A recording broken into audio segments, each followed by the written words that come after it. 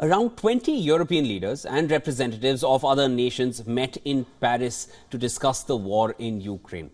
And the host, French President Emmanuel Macron, announced new steps to strengthen military aid to Ukraine. Well, Macron said that the Russian defeat is extremely crucial to the security and stability in Europe, while adding that the leaders gathered to send Russian President Vladimir Putin a message of European determination on Ukraine. He said that Moscow is showing more aggressive nature, not just in Ukraine, but in general as well, while highlighting that he cannot rule out sending troops on the ground in Ukraine.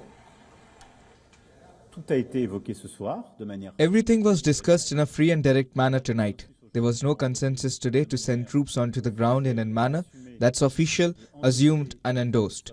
But on the dynamic, nothing should be excluded.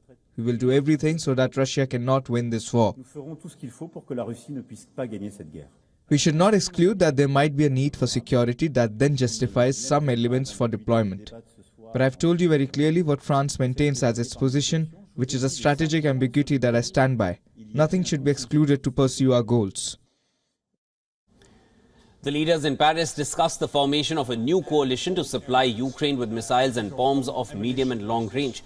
Dutch PM said that Netherlands will contribute $108 million to a Czech initiative to buy ammunition for Ukraine from countries across the world. Well, according to the Czech Prime Minister, some 15 countries have shown their interest in the initiative.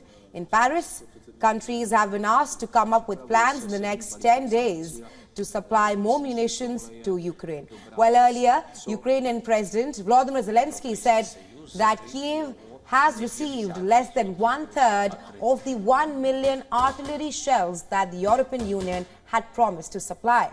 The pledge was made by the EU last year. However, in January, it acknowledged that it will be able to supply only half of the initial 1 million shells. Now, in Paris, Macron said a leap is required from the West in its approach, while adding that the leaders should now consider the transformation of the threat from a military and strategic point of view. Meanwhile, writing on his personal blog, EU's foreign policy chief, Josep Borrell, says that Europe is in danger with 2 wars on its doorstep. Borrell also added that the era of Western dominance has indeed ended. On the other hand, Putin has vowed to boost the military ability of Russian special forces. The Russian president vowed to increase the mobility and striking potential of Russia's special operations forces. The Russian forces have been involved in Moscow's invasion of Ukraine since 2022.